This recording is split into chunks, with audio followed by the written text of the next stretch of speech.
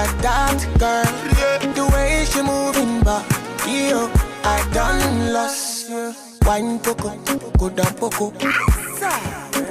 It's another beautiful Monday morning. Actually, it's not morning, it's in the evening.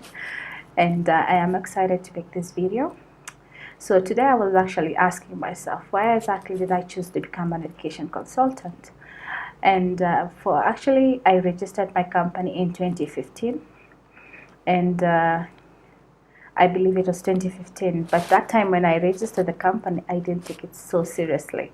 It's actually, I think, last year, but that's when I started taking the whole thing seriously. Otherwise, I had a company and I was not so much into the education consultancy thingy, but I was on and off, but not completely out of the market and stuff.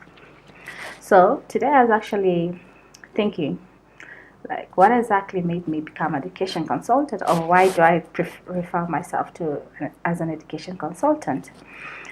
So in the process of thinking of how I'm going to come up with such a video, I bumped into this video for Priyanka Chopra. And my goodness, it's like this lady and I are just thinking alike. It's like we are thinking the same. I've never met her. Maybe someday I will, but it's like we think alike. So what I'm going to do, I'm going to share with you her video, and some of the key points actually are going to be displayed on the video. But however, this lady, her mission or her determination is just the same as me. So I think the major difference is that maybe she's from India and I'm from Africa, but my goodness, we just think alike. But however, personally for me, the reason why I decided to become an education consultant is because I believe education should be provided for all people. I believe every person should be educated.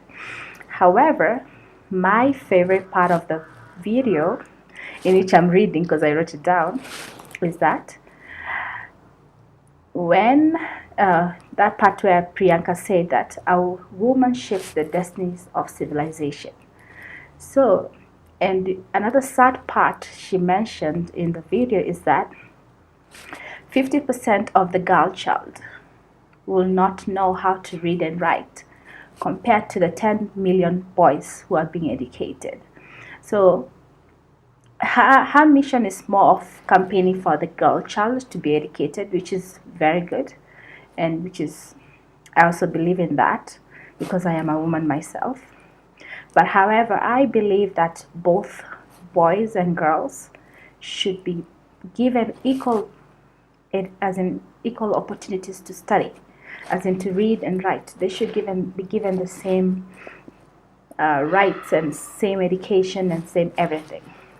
So let me not talk too much. I'm gonna go straight to the video, and gradually I'm still overcoming that fear. So with time I'll stop posing and stuff. Yeah, but anyway, keep on watching. Thank you.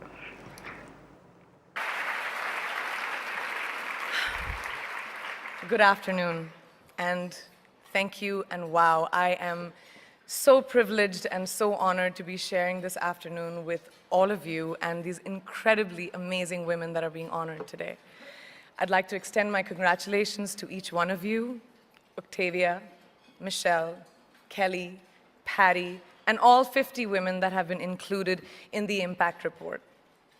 Your achievements not just inspire me, but also so many others to work harder, to be better, and to make a dent wherever we can. So I'm very, very proud to be standing alongside of you.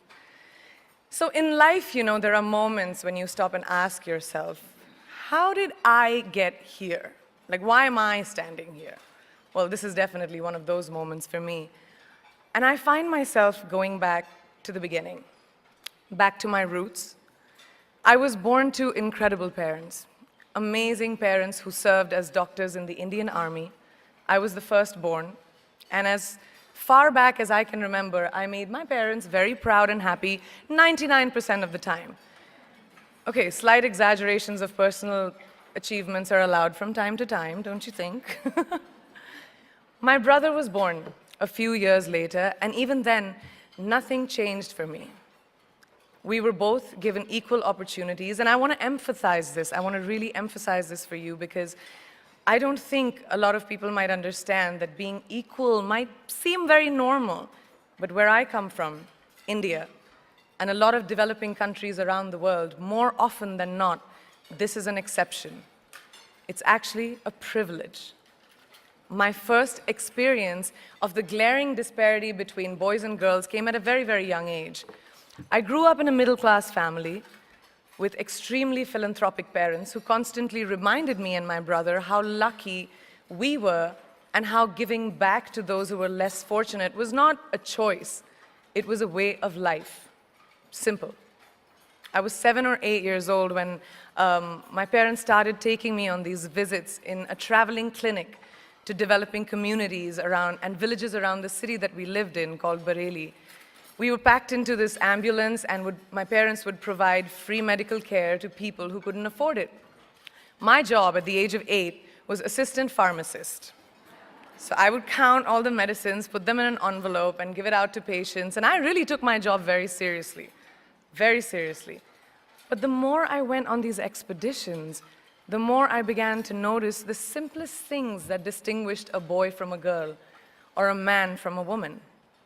For example, girls were pulled out of school when they hit puberty because they were considered ready for marriage and babies.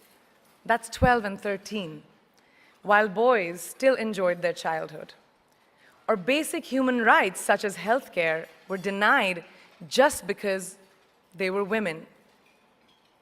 Let's call this whole experience trigger number 1 for me. Fast forward a few years and many, many triggers in between. Like a producer-director, for example, early on in my career, I must have been about 18 or 19, telling me that if I didn't agree to the ridiculous terms or painfully low salary in his movie, that he would just replace me. Because girls are replaceable in the entertainment business. That was a memorable one. Made me decide to make myself irreplaceable. But I think what really moved the needle for me and ultimately led me to create the Priyanka Chopra Foundation for Health and Education and around the same time partner with UNICEF was an encounter with my housekeeper's daughter. About 12 years ago, I came home from set early one day and she was sitting in my library reading a book. And she must have been 8 or 9 years old and I knew she loved reading. So I asked her, I was like, it's a weekday, why aren't you in school? And she said, oh, I don't go to school anymore. So I went and asked her mother, and I said, why isn't she in school? And her mom said that her family couldn't afford to send her and her brothers to school, so they chose the boys. The reason, she would eventually get married, and it would be a waste of money. I was completely blown, and it shook me to my core. Eventually, I decided to cover the cost of her education so that she could continue to learn, because education is a basic human right.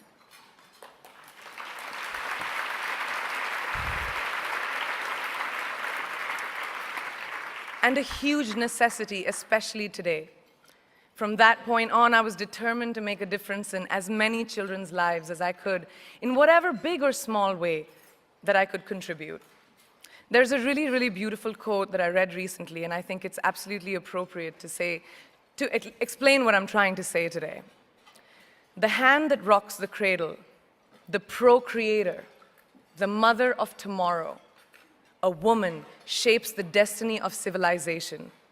Such is the tragic irony of fate that a beautiful creation such as a girl child is today one of the gravest concerns facing humanity.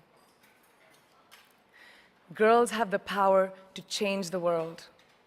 It is a fact, and yet today, girls are more likely than boys never to set foot in a classroom, despite of all the efforts and progress made over the last 2 decades. I'm just going to give you a stat, more than 15 million girls of primary school age will never learn how to read or write, compared to 10 million boys. Primary school, it's the beginning of our future. Over the last 11 years, I have witnessed firsthand the incredible work that UNICEF does for children around the world, especially victims and survivors of child marriage, displacement, war, sexual violence. But there is still so much work to do. And for me, that is the fuel to my fire. The reason I'm so committed to this cause, and that is where my passion stems from, because I know that a girl's education not just empowers families, but communities and economies. A result of her education, we all do better. It's just as simple as that. As entertainers and influencers sitting in this room, I feel that it's our social responsibility to be a voice for the voiceless, which is why I applaud each and every woman in this room for being such a badass.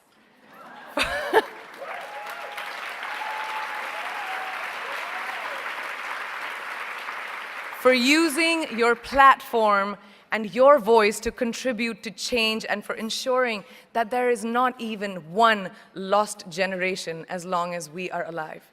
I'd like to thank Variety and all of you for encouraging me and all of us in this room to keep going and fighting on. Thank you so much. Yeah, oh my God, look at that girl, the way she moving back, yo, I done lost, wine poco, go down poco.